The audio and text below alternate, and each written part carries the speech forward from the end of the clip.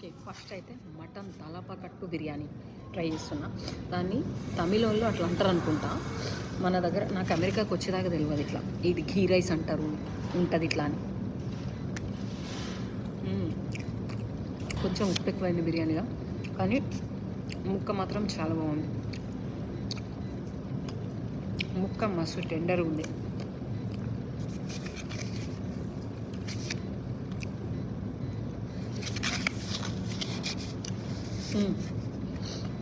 ఇప్పుడు ఘీ roast try చేద్దాం.